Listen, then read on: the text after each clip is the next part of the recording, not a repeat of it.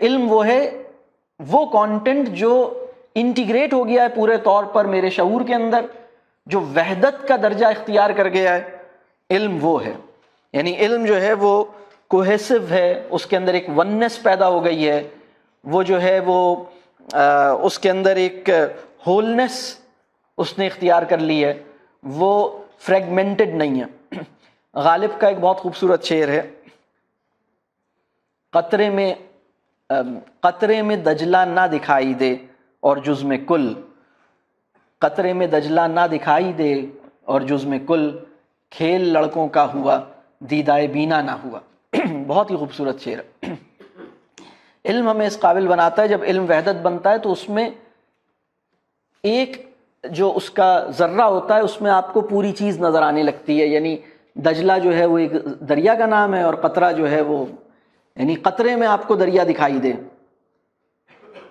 اور یہ اس وقت ہوتا ہے جب علم وحدت کی شکل اختیار کر جائے. لیکن علم جب وحدت کی شکل اختیار نہ کر جائے تو بہت ساری چیزیں جاننے کے بعد بھی کنفیوژن باقی رہتی ہے، کلیئرٹی نہیں نصیب ہوتی، چیزیں بس جتنا ذہن میں آتا جا رہا ہے اتنا بوجھ بنتا جا رہا ہے. وہ جو کچھ جانا ہے یعنی جاننا بوجھ میں اضافے کا باعث بن رہا ہے، جاننا لائٹ نہیں کر رہا ذہن کو اور کھول نہیں رہا. تو یہ پرابلم اس وجہ سے ہوتا ہے کہ علم وحدت نہیں بنتا. تو علم وحدت بن جائے، علم جو ہے وہ استعداد میں اضافہ کرے، یعنی ہماری کیپیسٹی کو انکریز کرے گا. علم بوجھ نہیں بنے گا، کیپیسٹی کو انکریز کرے گا. اور بہت بڑی کیپیسٹی جو ہمارے ذہن کی ہے وہ یہ ہے کہ ذہن ڈیفائن کرے. یعنی جب آپ کے پاس علم آئے گا تو آپ کو ڈیفائن کرنے کی کیپیسٹی، چیزوں کو ڈیفائن کرنے کی کیپیسٹی آپ کی غیر معمولی طور پر بہتر ہو جائے گی. اس وقت ایک پرابلم یہ ہے کہ ہم نے ڈیفینیشنز کو بھی یاد کروایا، بلکہ ڈیفینیشن تو ہوتی ہے 1 نمبر 2 نمبر کی، نہ بھی یاد کرو تو کوئی مسئلہ نہیں. ڈیفائن کرنا ذہن کا بہت بڑا کام ہے کہ چیزوں کو ڈیفائن کریں. آپ مجھے بتائیے اس وقت کیا ہماری تعلیم ایسا ذہن تیار کر رہی ہے کہ چیزوں کو ڈیفائن کرنے کی قابلیت اس کے اندر ہو، خود سے ڈیفائن کر سکنے کی قابلیت اس کے اندر ہو؟ تو علم کے اگر میں کہوں کہ 5 بنیادی فنکشنز ہیں. علم کا پہلا فنکشن یہ ہے جسے میں علم کہہ رہا ہوں، وہ وحدت اختیار کرے گا.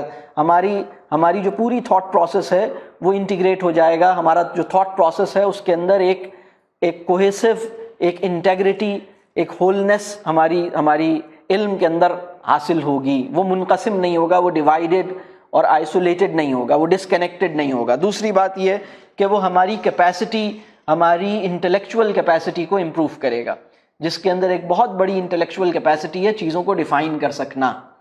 تیسری جو بہت اہم بات ہے، علم تناظر بن جائے گا. یعنی علم ہمارے لیے جو علم نافع ہے وہ فہم کی سطح پر نہیں معلق رہے گا، بلکہ وہ ہمارا تناظر بنے گا. یعنی علم تناظر نہیں بن رہا.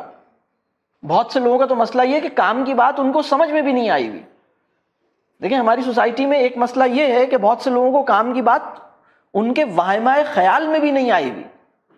کچھ لوگوں کے واہمے میں آئی ہے، فہم میں نہیں آئی. کچھ لوگوں کے صرف فہم میں آئی ہے، وہ ان کا عدسہ یا لینس نہیں بنی. میری بات سمجھ آ رہی ہے؟ میں 3 درجے بتا رہا ہوں. کام کی بات ان کے اویئرنیس کے ریڈار پہ بھی نہیں آئی. کام کی بات ان کی انڈرسٹینڈنگ کا حصہ نہیں بنی. کام کی بات ان کا لینس نہیں بنی. یہ تیسرا لیول ہے. تو علم جو ہے، علم وہ ہے جو آپ کا تناظر بننے کی کوشش کر رہا ہے. یہ علم کا تیسرا بہت بنیادی فنکشن ہے. اور علم کا چوتھا بنیادی فنکشن یہ ہے، ہماری ایمانی تناظر میں علم ڈیفائن ہوتا ہے حقیقت سے معرفت کے لیے وہ سہولت فراہم کرے گا، یعنی ریالٹی سے کنیکٹ کرے گا. تو ادروائز وہ جہل ہے. یعنی ممکن ہے کہ کوئی انسان بہت ساری ایبلٹی رکھتا ہو اور بہت کچھ جانتا ہو، لیکن وہ حقیقت کا انکار کر دے تو اس کو جاہل کہیں گے، اور اگر بہت زیادہ شدت سے کرے تو اس کو ابو جاہل کہیں گے. ٹھیک ہے.